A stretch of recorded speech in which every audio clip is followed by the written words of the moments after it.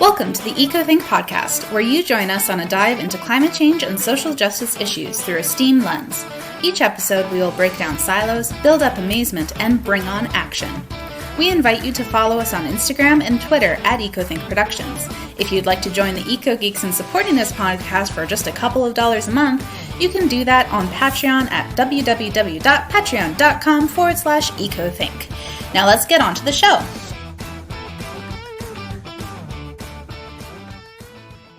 My cat is going to be talking throughout this whole episode. She's like, you went out for the day and now you're back and you're not paying attention to me? Give me your attention. Oh my God. Except when I turn around and go and pick her up, she's like, no, chase me. Cats, man. Cats. How are you doing today, Yuko? I am great, other than the fact that pets are expensive. Yeah, you were saying before that your dog had kind of surprised you with a vet bill. Yeah, well, that's what you get for, I mean, he's a senior dog. He's 15. It makes sense. Yeah, it's normal. Mm-hmm. Yeah, they make up for it with cuddles. Mm-hmm. Yeah. And on the topic of being emotional, what a great segue. Right into it. Yeah, I think, well, like I've said it before in another episode, we are the podcast of great segues. Yes. we'll one day get the good transitions down. Yeah. One day. That day is not today. No, I don't think we'll, yeah, whatever. Puns, bad puns and good segues. That should be our tagline. But back to the topic at hand. Okay, all right. You're keeping me on track. Fine. So, Fairy Creek. Yes. Okay. So we figured we had to talk about this because it is a very much a real upfront ongoing issue here in British Columbia, specifically on Vancouver Island. And we figure what better way to feel things out than to talk about it on a podcast episode. Mm-hmm. This is a emotionally charged topic. Mm-hmm. There's a lot of perspectives, and I believe Maya and I both share similar perspectives on this. We don't think old growth should be cut down. Yeah. I firmly, I am a firm believer in the intrinsic value of these old growth forests and old growth trees. They've been there way longer than any of us have been here. Well, and I think today we're hoping to talk about not only a little bit of why old growth and forests in general, but old growth forests in particular are so valuable to the ecosystem and to our world. But we also want to talk a little bit about the industry and kind of why after doing a bunch of reading on this and looking at all sorts of articles and paying attention to current events, why this is kind of a hypercharged topic for BC and for Canada as a natural resources extraction economy, etc. We'll get into it, I'm sure. But we do want to acknowledge that we both come from a specific place, a specific mindset, and a specific set of privileges and biases. So just keep that in mind as you're listening to us. And we will put all of the links that we have for you in our show notes as ever. So if you want to read up on where we've got our information from, feel free. That would be a great way to do some further reading on this topic. Mm-hmm. So I think we said at the beginning, we're going to start this conversation by chatting a little bit about what are old growths and why are they important? Yeah, I think that's a good place to start. It may surprise many of you listening, but it's not exactly an entirely known thing, even by forest scientists. So forests are basically a complex ecosystem of trees and other plants. It can be a variety of different types of trees. It doesn't have to be just one kind of tree. In fact, the more variety of trees and plants you get, the more rich and dense the biodiversity is there, and more likely to withstand all sorts of stuff.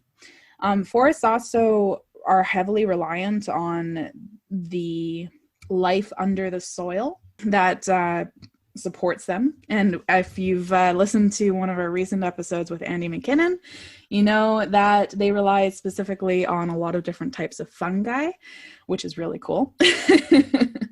And all sorts of other microorganisms under the soil as well. So the forest isn't just what you see above ground, it is also everything you see below ground. And we're probably still discovering new species of beetles in the forest. Absolutely we are, yeah. And they also have a really interesting effect. We'll get a little bit into this more later on, but I do want to point out that forests are pretty interconnected in terms of how they affect weather patterns as well. So in the sense of when you're looking at a forest and you see the trees above ground, you see the bushes kind of underneath them, you see some of the animals, some of the birds, remember that there is stuff both going on underneath the forest and above the forest. So that's important to keep in mind. During my research, I actually did a read-through of the 2020 Strategic Review. The name is Old Growth Strategic Review. And this review was done by two people that were independent of the government. The first man is Gary Merkel, who is a member of the Tahltan Nation in northwestern BC and a registered professional forester with over 45 years of experience in the field. And then Al Gorey, who is a professional forester with also 45 years of experience in both government consulting work. So these two gentlemen did a full review of how BC manages our old growth forests. And they made a lot of recommendations on how we should be doing it as well. And before we get too deep into the strategic review, do they give a specific definition of old growth? Because we haven't exactly defined that yet. Yes. So old growth in this review is classified as any trees that are older than 250 years on the coast. They also touched a little bit about the old growth in interior British Columbia, and those old growth, they're classified as old growth if they are 140 years or older. Yeah. It's interesting too, because when I was looking up what the definition of old growth is, I think if you go on to like the Government of Canada's website, they acknowledge pretty much everywhere that they state the definition that this is only a working definition and that it's actually not an official one, meaning that it's still being felt out to this day. Like these are ecosystems that we just know some things, but not as much as one would think. So the definition of what old growth means and exactly how to identify is this one grouping of trees old growth or not, because there's like one tree that's 250 years old. Like those things are kind of up in the air still. So it's an interesting thing to acknowledge that this definition is still a working definition and will probably evolve over the years. Which makes management of our old growth forests really difficult because we have a very flexible and nuanced definition for old growth. What's really interesting is that British Columbia actually has a variety of forests. So on the island, we have coastal western hemlock forest, we have interior cedar hemlock forest. Oh, sorry, that was interior. I read the wrong thing. Coastal Douglas fir forest. So there is a wide variety of trees and species that makes up different forest biomes. Yeah, and so like a coastal Douglas fir forest, for example, that term refers to the Douglas fir being the most common tree in that stand of forest. It doesn't mean it's the only kind, but it is probably the majority of trees there. And why do we care about these forests? Well, old growth forests, I instantly think of late stage forests, so forests that have an established ecosystem for a long time. Mature forests, and a lot of species has had time to find their niche within this ecosystem to establish themselves and have been living in this ecosystem for generations.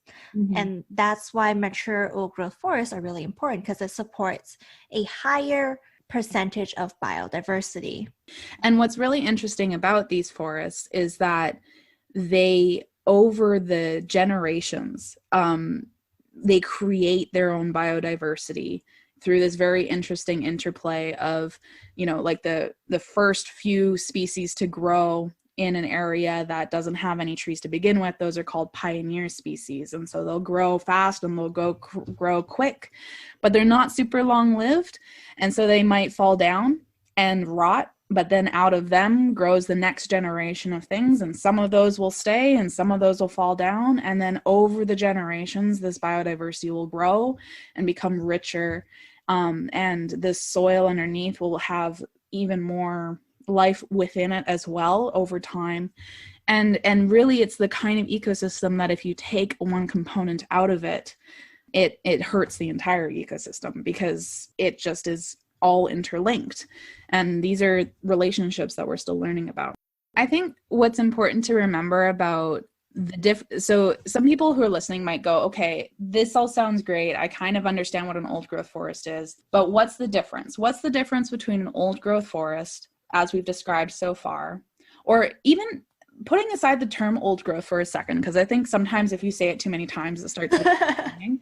But any forest that has never been logged before, think of it that way. Any forest that has never been logged, and I mean ever, in the industrial terms of like people with trucks going in and cutting down a whole swath of forest, it's never been logged before. That's what we're calling old growth forest. And the difference between a place like that and what that ecosystem looks like and how it interacts with itself and with other, like all of the species that live within it, and a forest that is planted in a space by humans after that area has been logged. There are some key differences there, and that I think are pretty important to mention. So if you've ever been to an area that has been reforested, you might notice that it tends to be overwhelmingly one type of tree, often Douglas fir, because that area is planned to be cut again in the future. And Douglas fir tends to be the kind of tree that at least BC forestry likes to plant in order to come back in 60 years or 70 years or 80 years to cut it again. And so because it is essentially a tree monoculture meaning there's one type of plant, the biodiversity there is by definition less diverse. There's one kind of tree, and even as those trees fall down and new trees grow in its place, it would take a lot longer than you might expect for it to renaturalize. For that matter, if a area of land that has been logged is allowed to just renaturalize without any human intervention at all, we're not planting trees at all. If that area of land is allowed to renaturalize over who knows how long, decades, right? We're talking 250 years old to get back to old growth forest definition as it currently stands. It's going to take a really, really long time, because we're talking about the generations of trees. And a lot of these kind of species can live for hundreds and hundreds of years if they're given the right situation.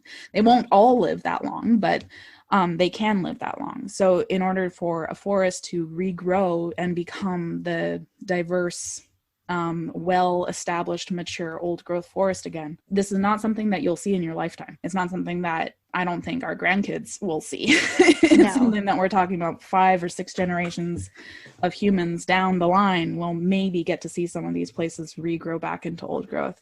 Mm-hmm. So it takes a very long time for this to happen. And that's kind of one of the key things to keep in mind when we're talking about this stuff. People who are super rah, cut, do logging tend to not talk about the time it takes to actually get back to what it was. Compared to humans, our natural world moves at a very, very slow pace. We're like the Flash. Yeah.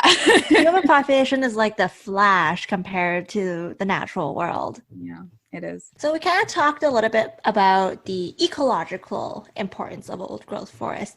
But in BC, our forests, they're iconic. They are part of British Columbia's cultural identity. Mm-hmm. Absolutely, they are. So there is intrinsic value in that. Who we are as people, as a community, as a society is really important. And our forest is part of that identity. Absolutely. I think I'm genuinely curious if anyone listening to this podcast is not from BC. I kind of doubt that's the case, but if you aren't from BC, give us a shout out in the reviews or something. That would be cool. Yeah, I think when you think of British Columbia, Canada, you think of mountains and forests and rivers and ocean and the wild natural beauty that we purport to have here. And we do have it somewhere. Yeah, it's kind of dwindling, and that's sad. And we need to protect it. Yeah, and I think that's why so many people are upset at the thought of our old growth being cut down. One of the yellow cedars that were in the area that was proposed to be logged at Fairy Creek is almost 2,000 years old, is the estimated age. And I actually have the size written here. So that particular tree in the area is 9.5 feet in diameter and almost 2,000 years old. So that is huge. That's absolutely huge. That's amazing. Like if you were to lie down on it, you'd have room in any which way. It's bigger than my bed. And there are trees that are probably not as old as this particular one, but there are a lot of old trees within that proposed logging area. What's really interesting, so like you're pointing out this big tree, and I think that's just incredible to imagine the lifespan of that tree. What's really cool about mature forests is that because they have trees of different ages and such, like that's really that's how they cultivate themselves to grow. Like I was reading this really cool book. I'll link it in the show notes because everyone should go read it. It's really fun. It's called The Hidden Life of Trees, which makes me think of that, like, is it a Pixar film? The like Secret Life of Pets or something like that? Oh yeah. Yeah. It's called The Hidden Life of Trees. And the subtitle is What They Feel and How They Communicate. And it's by Peter Folleben. I'm sorry. German. I should be able to say his name. My dad just told me how to pronounce it a little while ago, and I totally forgot. So I'm so sorry, Peter. Your book is amazing. I don't know why I'm expecting him to listen to our podcast. Aim high. He writes about how forests nurture their young. And that might sound like a strange sentence because we only really think of nurturing their young as something that like animals do. But in many ways, trees nurture their young by essentially when the seed lands near to it, and not all species do this, but if a seed lands nearby, kind of underneath the mother tree, so to speak, it's under the shade of that tree. And one would think that the tree would be unable to grow, right? They actually provide their baby trees nutrients through the root systems, and like with the fungi and stuff like this. And it was fascinating to read about this in this book. It sounds kind of bonkers to say it out loud, but go read it. It's real. It's surprising how much is going on that we can't see. Yeah. And what also was really interesting, an observation that he made that I thought was really interesting to know, is that a lot of those baby trees, so to speak, look a lot younger in the sense that they look smaller to our eyes than they actually are, because they haven't had a chance to go and grow super big yet because their mother tree is still alive and shading them out and they don't get all of the sun, right? So basically, if there's a big tree, so like this big, beautiful yellow cedar that is 2,000 years old, like cedar's a slightly different thing. I think they tend to propagate differently, but you can imagine that if any baby trees that are kind of underneath the cedar, they're kind of like waiting. They're waiting for their moment to shine. And eventually, all things must come to an end, and a massive tree may come tumbling down due to whatever reason. And those trees will go, yes, it's my time. And then they'll go and they'll get super tall and, they'll grow up and be super big. But I thought it was an interesting thing to note is that some of these trees that we think are small and therefore young might actually be older than we imagine them to be. They're just biding their time. That's really interesting. I thought it was cool. Yeah. Secret Life of Trees. Yeah. I'll lend it to you. I'm still going through braiding sweetgrass right now. Between work and moving, I have had no time. Fair enough. Yeah, it's been a while since we've even recorded because we're both in the process of moving. Yeah, moving's tough. Moving's real tough. Anyways, back to the trees. So because our trees and our forests are so iconic, we do have a lot of provincial parks that you're not allowed to log. But any forested area outside of those parks, a lot of companies are able to apply for a permit to log. Yeah. Fairy Creek, unfortunately, is one of these outliers. They're not part of the provincial park, Mm-hmm. So Crown companies, land, isn't it? Or is Crown, it? Yeah, yeah. I believe it's Crown land, yeah. Mm-hmm. The more kind of legal side of this conversation, I am not able to talk about. The jargon confuses me a lot. I think the general gist of it, we'll put some links down in the show notes. Mm-hmm. If you're interested in getting into it, look there. But I think the gist of it is that land can be owned by a couple of different actors in BC. One of them is Crown land. Mm-hmm. Or I guess that's federal. So I guess that's federal, Federal right? land, yeah. And that means that the government technically owns it. Stole. Yeah. Anyway, give the land back. Anyway, but that means that the company needs to apply for a permit to basically allow to do those activities on there, like logging on that land. And then there's some land that I guess is owned by specific First Nations, and some land that is private, and those, like the private actors, private owners, or First Nation decides what they want to do with those areas of lands. But the whopping majority is still Crown land. And this actually brings me to the point that the driving force behind BC's economy has always been logging. It has decreased in the more recent years, but historically, the main way British Columbia made money was by logging and selling our timber overseas. Yeah. So when we were still a Commonwealth province. Commonwealth territory.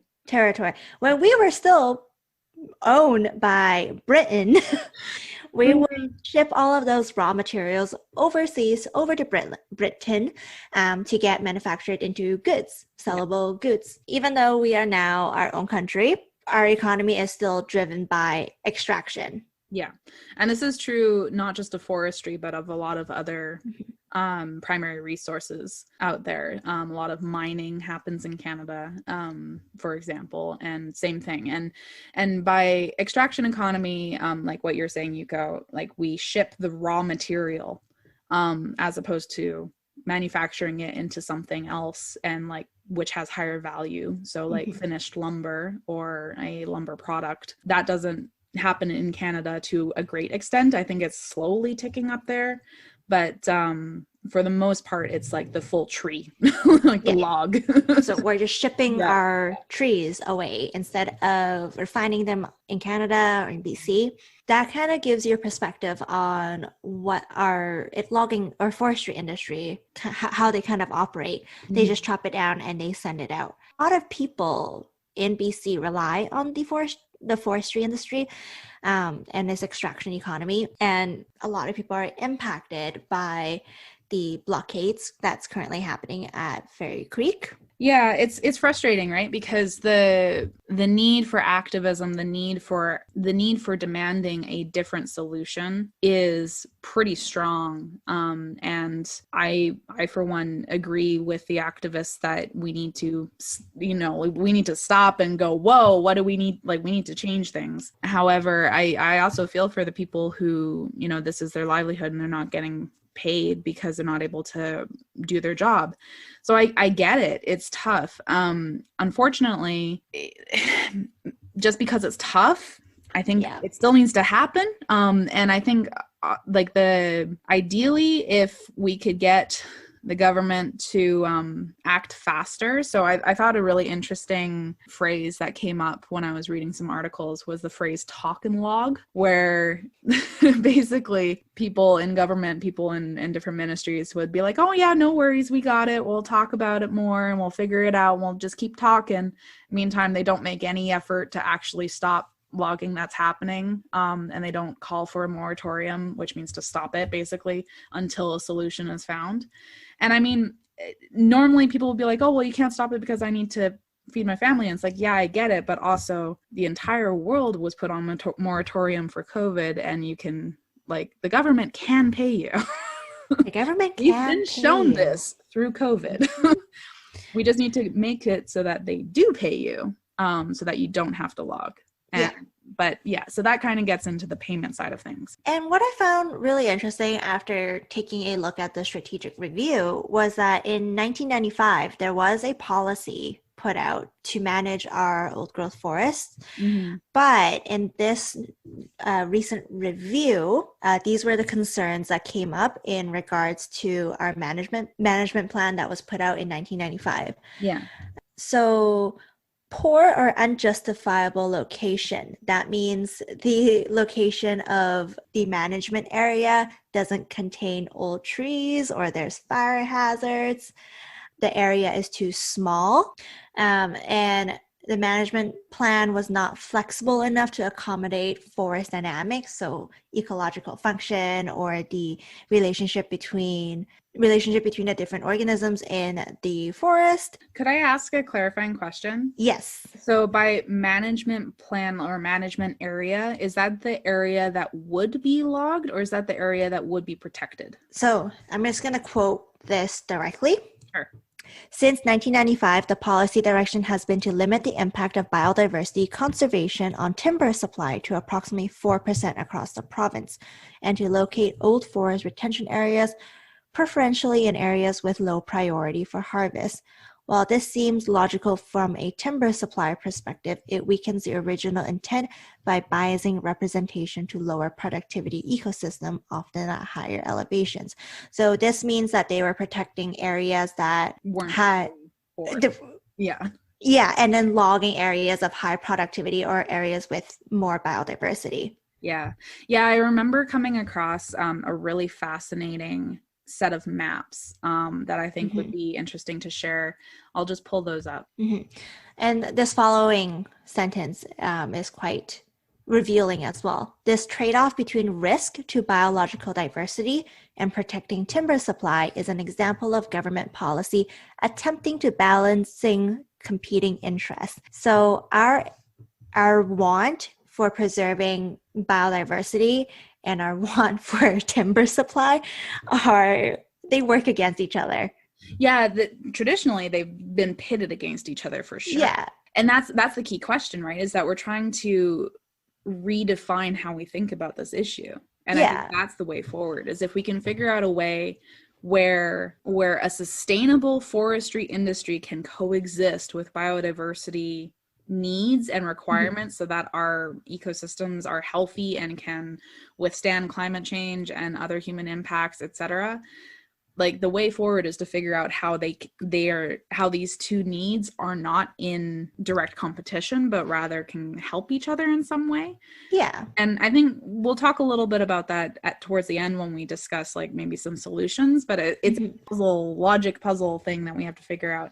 The forest map that I wanted to mention is called the Seeing Red map, and it was created by a group called Conservation North, who are based up in Prince George.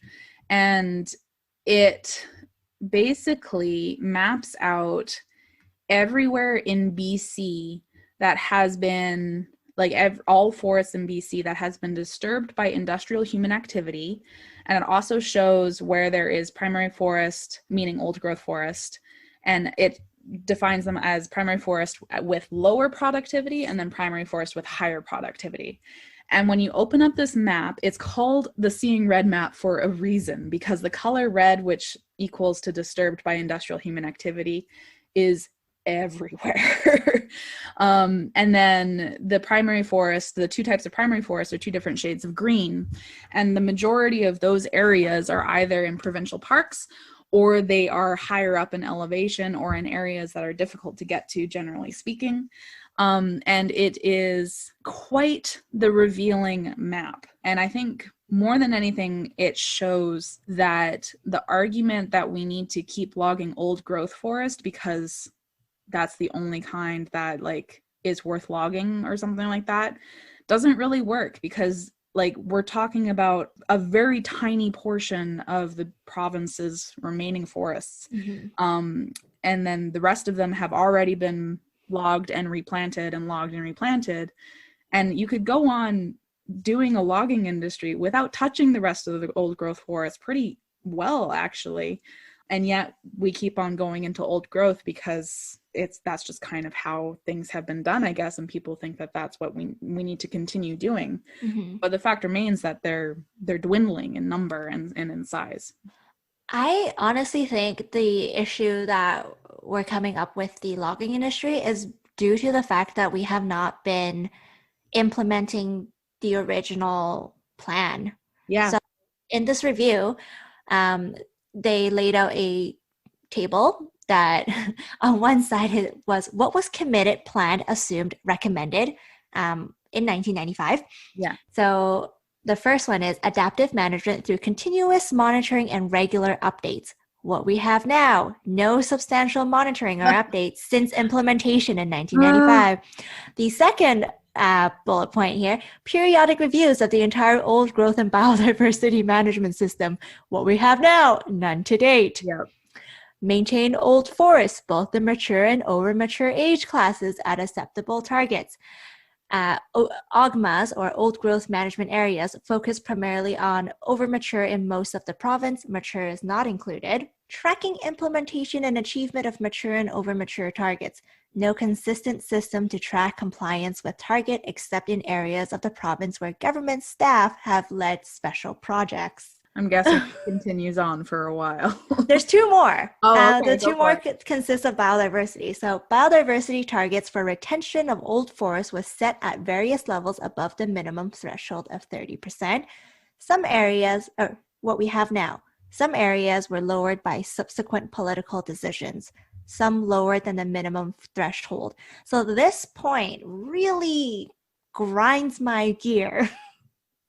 So the original plan was to retain parts of the forest so that we could have at least 30% biodiversity. So there's a level at which we had to keep different species in the forest. But what we have now is that through political decisions, that threshold has been lowered past the minimum that was originally set out.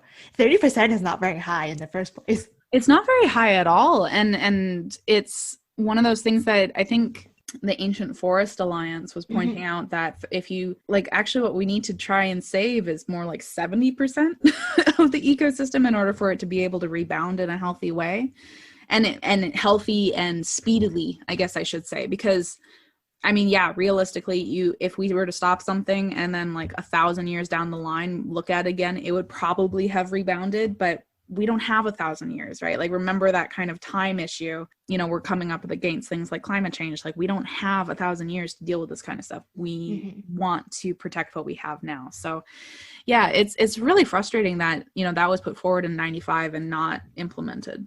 Yeah. And this last one is quite painful to see. What was committed, planned, assumed, recommended was that old growth would contain old forests and preferably some of the best. What we have now. Many old growth management areas do not contain old forests, and some contain forests less than 40 years old. Yeah, that's really sad. Yeah, so I think we've made a pretty good case that our current situation isn't great, and that this is why situations like what's happening in Fairy Creek with demands for logging to stop in the area, it's important to have these conversations and to act on them quickly, so that not only do the people who would otherwise be making money from it get to live their lives and make money in another way that doesn't harm the old growth forest, but also so that that old growth forest can just, stay alive. I think we've made it pretty clear that that's what needs to happen here.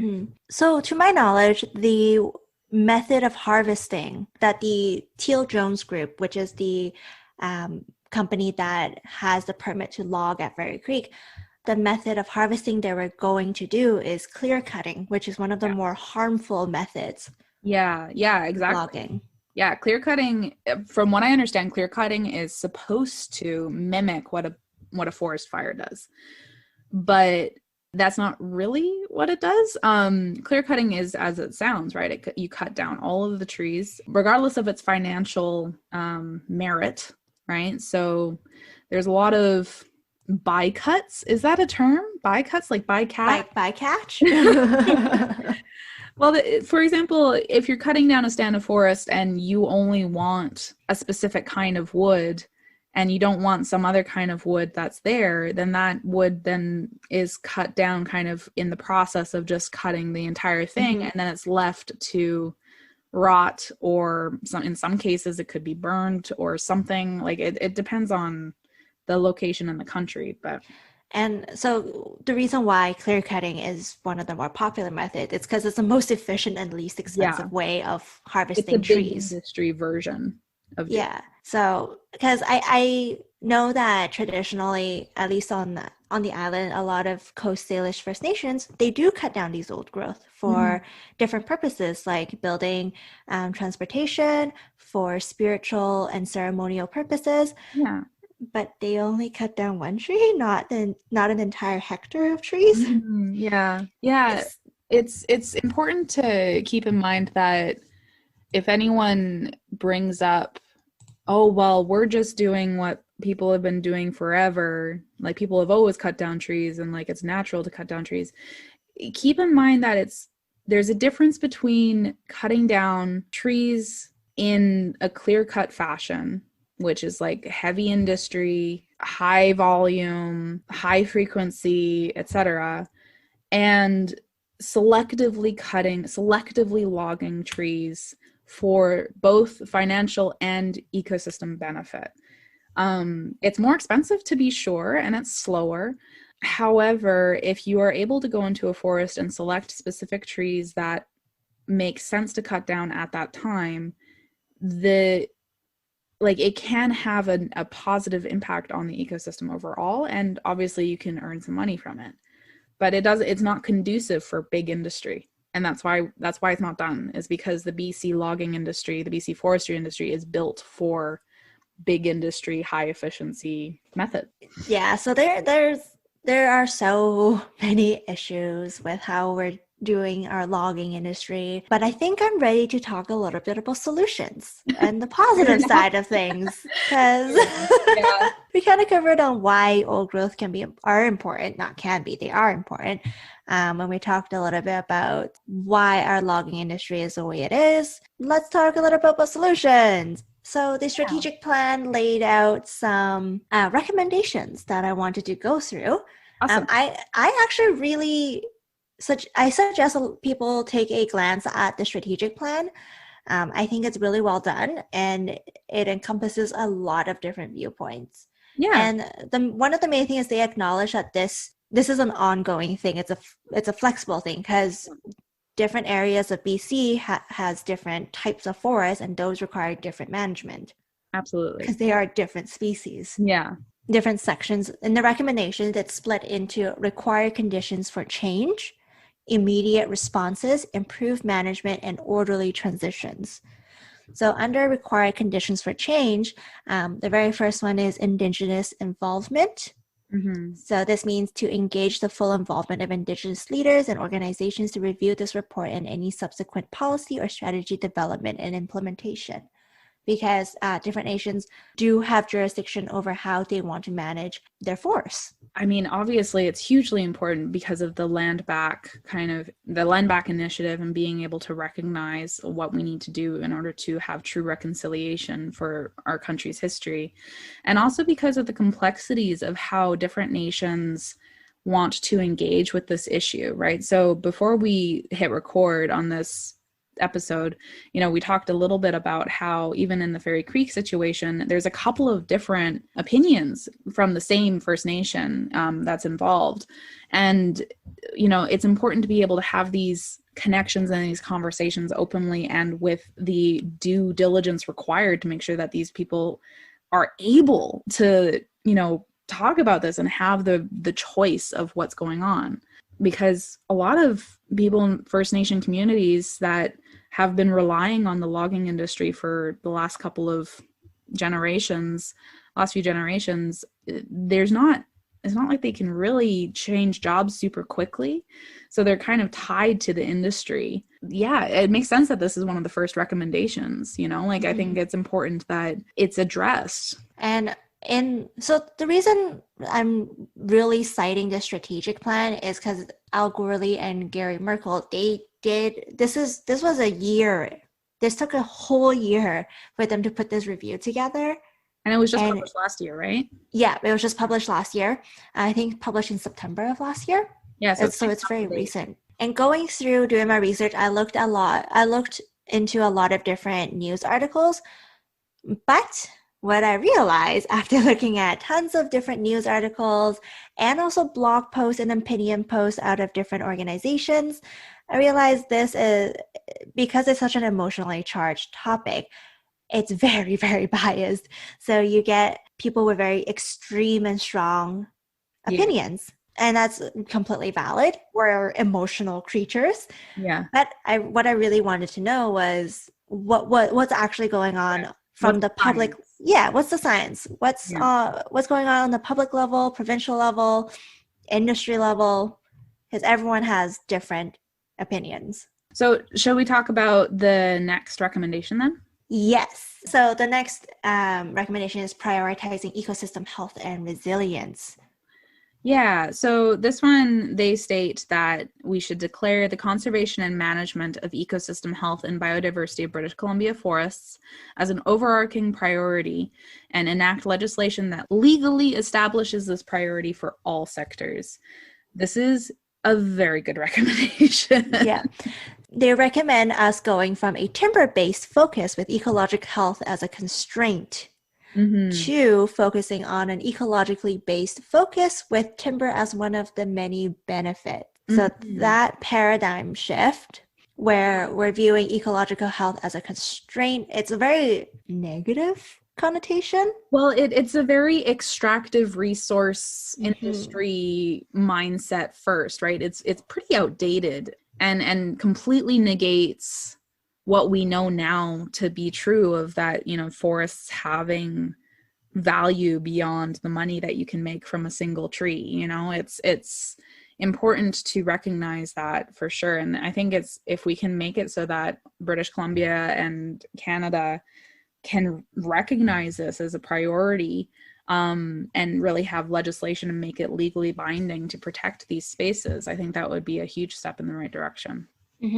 And one of the implementation advice for this particular recommendation is to monitor, evaluate, and provide regular updates to not only the industry, but also to the public. I think that would be great. Because one of the main concerns that they found in the review is a lot of people from the public, so people who are not part of the industry, find any transparent data on our forestry industry. Yeah, the data issue is weird, right? Like the transparency, the lack of transparency is one of those things that you wouldn't think that would be the case, but it's really scary that we're not getting the data we need out of them. But this also brings up another point that I think is really important. This has to do with science communication. You can put all of the raw data out there. Yeah. Without interpretation. Yeah, it needs to be properly communicated. Yeah, you need to be able to look at it and understand it as a layperson, right? Like it's like the Seeing Red map that I mentioned earlier, pretty easily understandable. There's no crazy mumbo jumbo on the page. It's very much like, this is what you're looking at, and it speaks for itself, you know, and that needs to be the style of communication moving forward. And then the next recommendation that they put out is a formalized 3-zone forest management framework. That sounds very, very confusing to me. Well, I think what's interesting about this is, so it says to adopt a 3-zone forest management framework, and the 3 zones that they recommend are protected, converted, and consistent.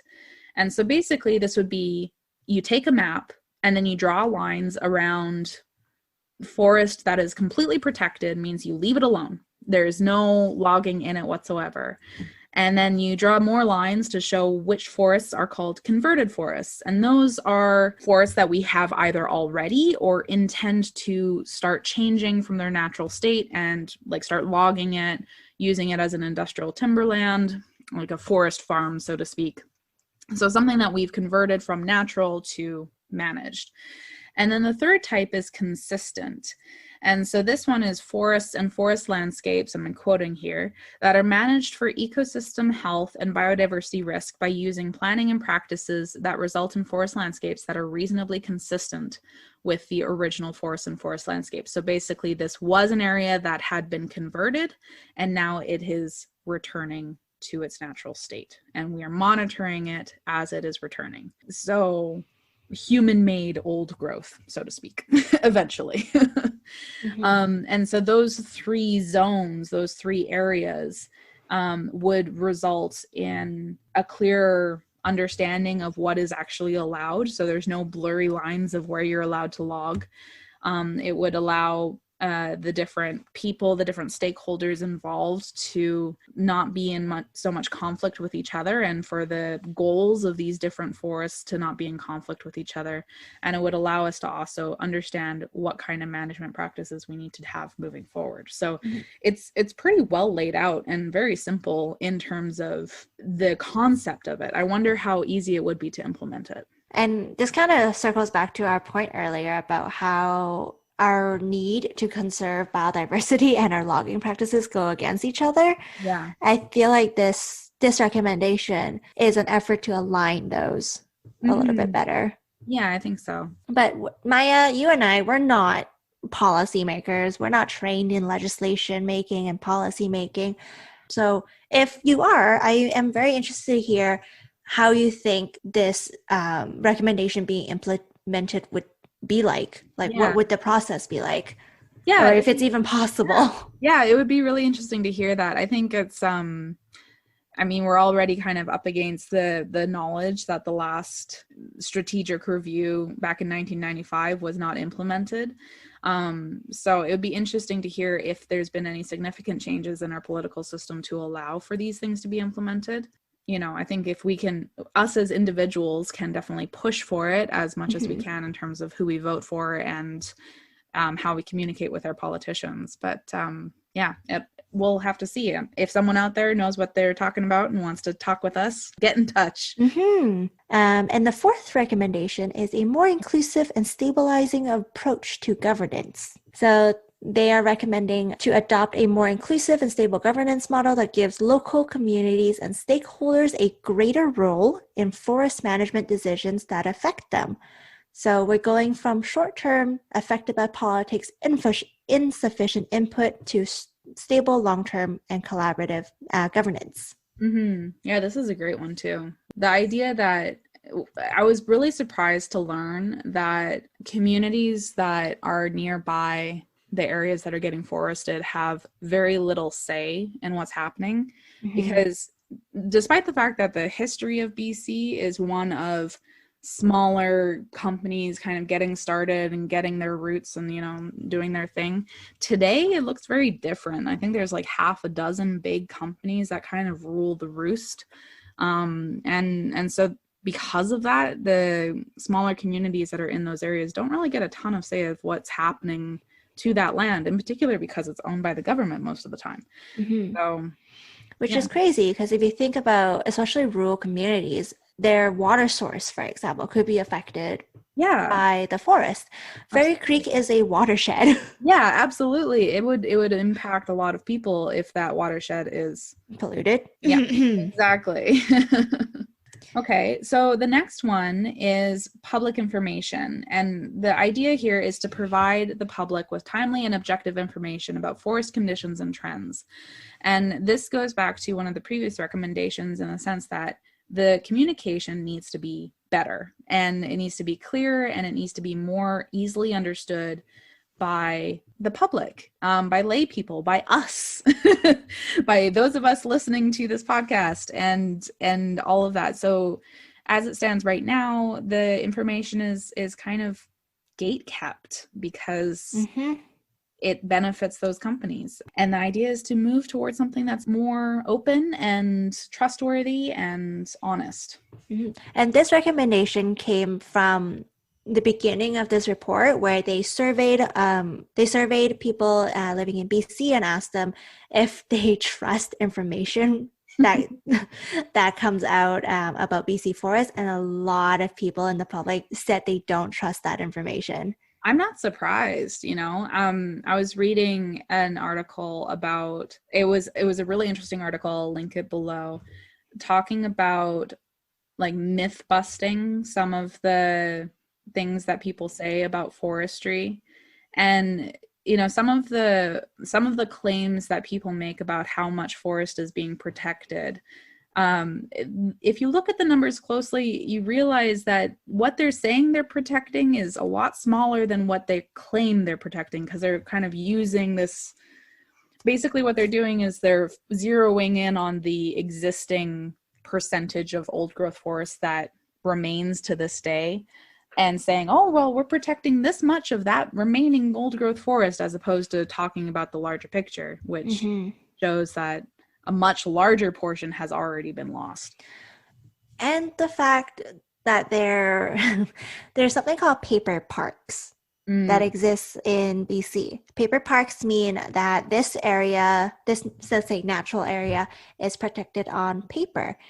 But in reality, you go to that natural area and it's very low productivity. That means there's very low biodiversity. There's not a lot of species there, but it's protected. So it's considered a protected area. It's considered a protected park. That means nothing.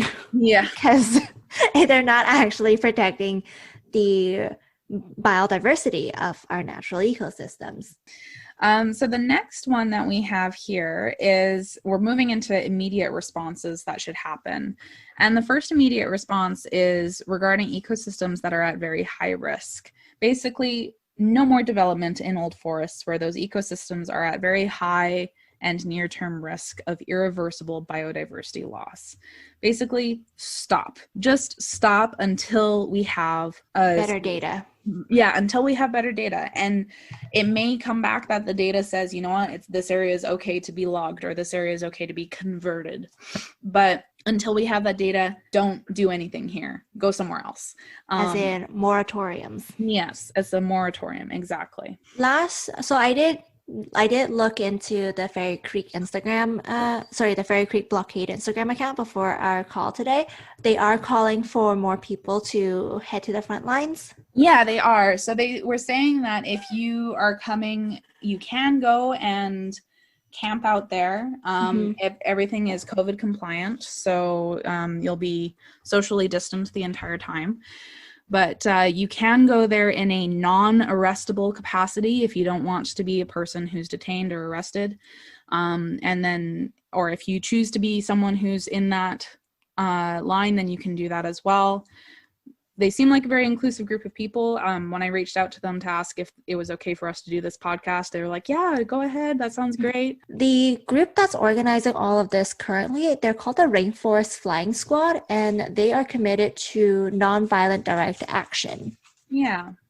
And I was doing a little bit of a dig and found that the host of the Capital Daily podcast went out and interviewed some of the protesters too. So we'll link that podcast below if you want to take a listen to some of the firsthand experiences. Maya and myself have not had the chance to go out there to see firsthand what the situation is like. If you're unable to go out there, keep in mind that you're also still able to help. And so that's something important to keep in mind as well, is that going out there, being on the front lines is absolutely amazing. If you can, go do it. If you cannot, share with your group online, share with your group in person what's going on, to talk about it. Share this podcast if people have questions, have this conversation. Send a letter to your MP or your MLA, talk to people that are making these decisions right now. Letters still make a difference if you can send a letter. If you're the kind of person who likes making phone calls, you can phone them. It's important to do. My millennial anxiety will not let me make phone calls. Fair enough. It depends on who you are, but obviously there's different ways of getting involved. So I think instead of reading out all of the rest of the recommendations, I'm going to encourage, I'll put a list of the recommendations in the show notes, and I'll encourage people to go take a look at the rest of them, because there are quite a few. Yeah, I just feel like those recommendations are really inclusive, encompassing, but this is coming from someone who doesn't work in policy making and legislation. So I'm really interested to hear what implementing any of those recommendations will look like. I think what's also interesting to that I would like to talk a little bit about before we sign off is kind of the urgency with figuring this stuff out, because as evidenced by the 1995 recommendations not being implemented and the term of talk and log, the idea that politicians and industry people tend to go, oh, yeah, we'll figure it out. But there's an urgency here that we can't really ignore, and that is climate change. And I know it's depressing, but I'm going to talk about it for just one sec because I think it's important. The fact of the matter is that we're looking at less than 100 years, less than 50 years, less than 30 years. Like we're talking about a very short time frame. It's a blip in terms of the lifespan of a tree. It's a blip in terms of the lifespan of an old growth forest. And what we do today really does matter for the long-term ecosystem, the long-term benefits of humanity with climate change, et cetera. Mm-hmm.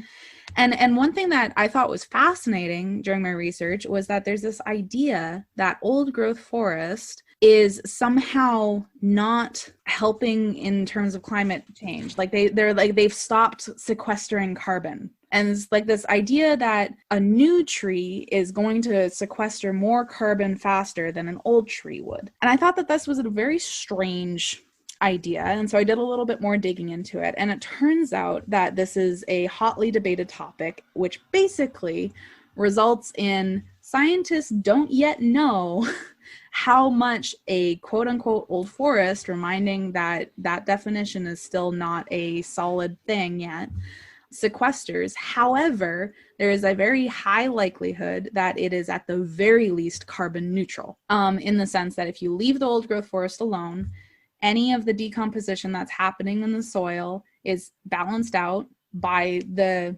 carbon sequestration of the trees themselves and all of the plants and all of the stuff that's going on there. Furthermore, all of the carbon that they do sequester is sequestered into the ground as humus or humus.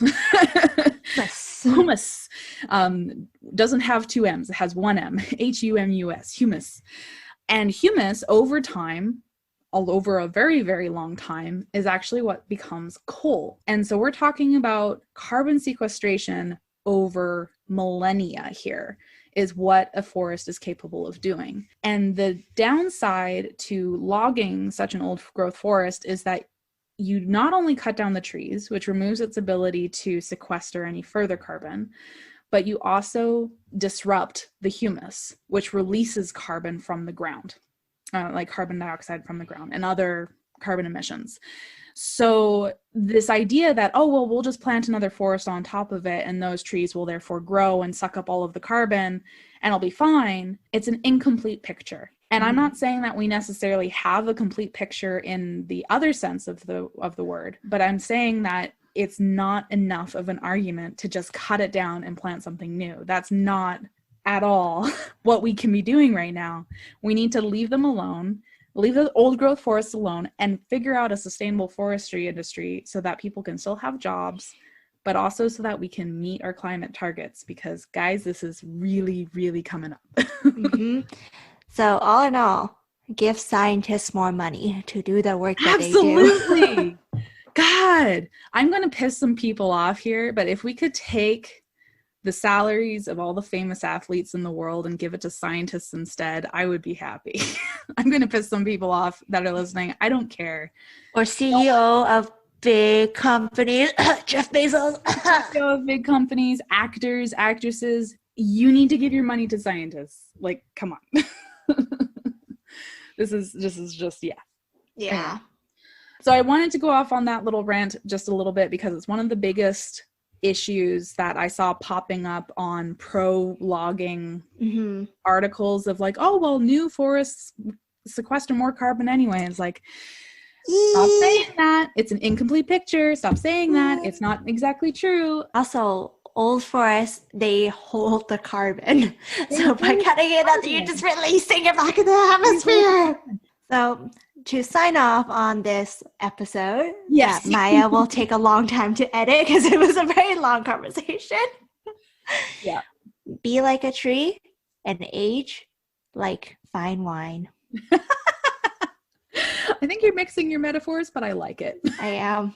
I started and I couldn't stop. Well, what did we say at the beginning? Bad puns, great segues, and now mixed metaphors. He couldn't stop.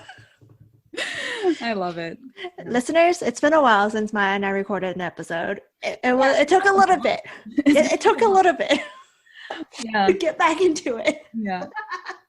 I think before we completely sign off, we do always want to give a little bit of talk about what you can do as an individual. And I would say, first and foremost, check out the links in the show notes. Go see what people are doing at the Fairy Creek blockade. They are not the only group that are dealing with this kind of issue in the province. There are other groups that are dealing with old growth forest logging. So if there's one in your area, try connecting with them, see what they're doing, support what they're doing on social media and offline as well in your conversations with your friends and family. And I highly recommend at least reading the key findings of the strategic review.